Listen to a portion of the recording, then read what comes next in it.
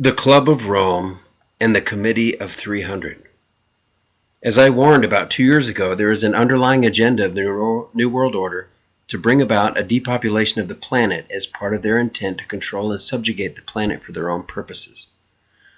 Starting with zero population growth of Paul Ehrlich in the 70s and the Pharisees of the Club of Rome, Limits to Growth report, then the peak oil myth based on the ridiculous assumption that petroleum is a fossil fuel, global cooling, which was switched to global warming without anyone paying attention.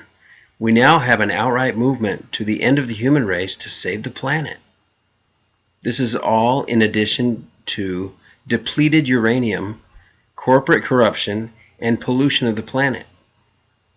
Use of the World Health Organization, WHO, to sterilize young women of color around the world, the genetic engineering that is killing the bees and butterflies, and the general mucking up caused by big pharma and big medicine, the Codex Alimentarius, and the AIDS HIV epidemic.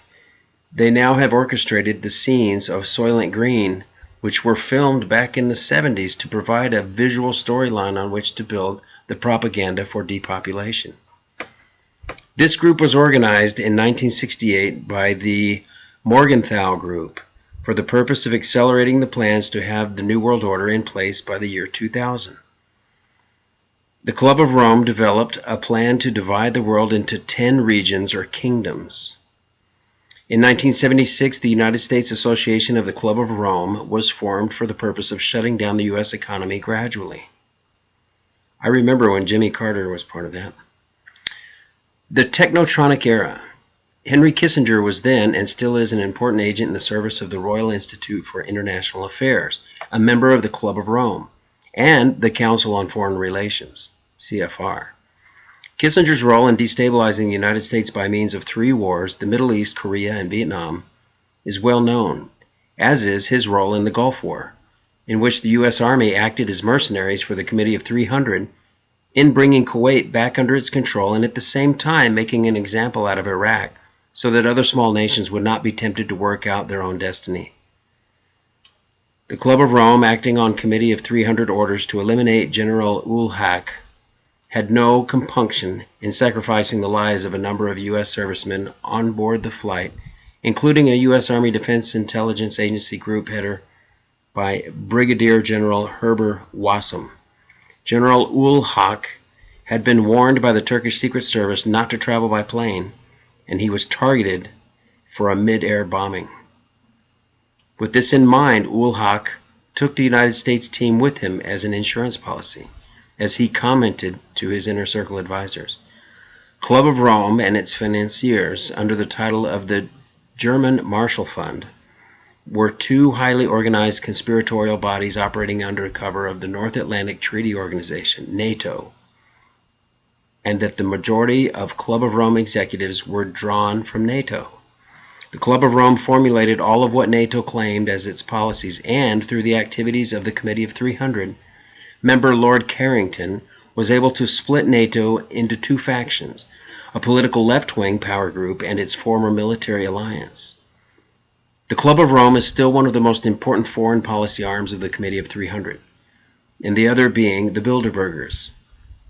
It was put together in 1968 from hardcore members of the original Morgenthau Group on the basis of a telephone call made by the late Aurelio Peccei for a new and urgent drive to speed up the plans of the one world government now called the New World Order.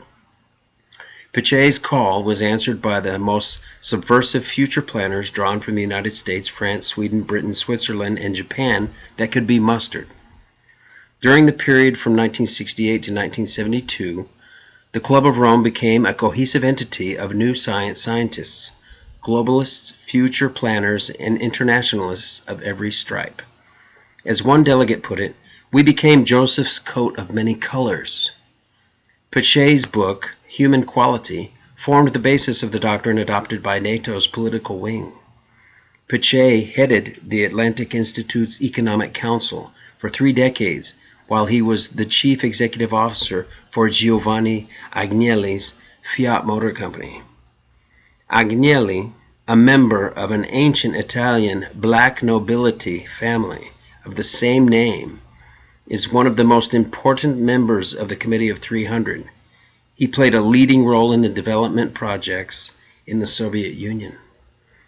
The Club of Rome is a conspiratorial umbrella organization, a marriage between Anglo-American financiers and the old black nobility families of Europe, particularly the so-called nobility of London, Venice, and Genoa. The key to the successful control of the world is their ability to create and manage savage economic recessions and eventual depressions. The Committee of 300 looks to social convulsions on a global scale, followed by depressions as a softening up technique for bigger things to come, as its principal method of creating masses of people all over the world who will become its welfare recipients in the future. The committee appears to base much of its important decisions affecting mankind on the philosophy of Polish aristocrat Felix Dzerzhinsky, who regarded mankind as being slightly above the level of cattle. As a close friend of British intelligence agent Sidney Riley, Riley was actually Dzerzhinsky's controller during the Bolshevik Revolution's formative years.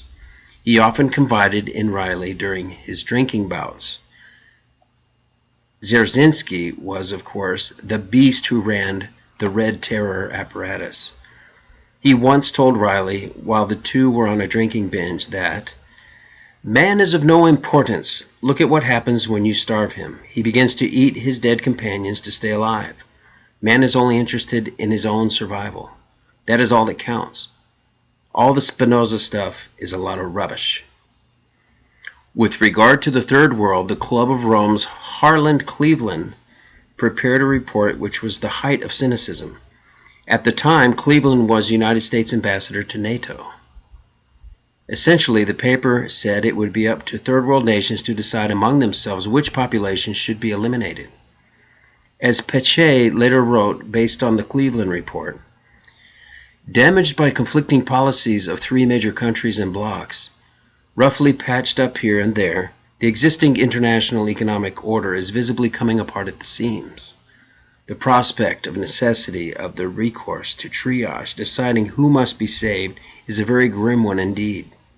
But if lamentably events should come to pass, the right to make such decisions cannot be left to just a few nations, because it would lend themselves to ominous power over life of the world's hungry. Thank you for coming to the Plain Mundane Show. Happy to share with you an article I found about the Club of Rome, Committee of 300. Hope you enjoyed it. I'm Alex Aquarius, and I'm out. Have a blessed day.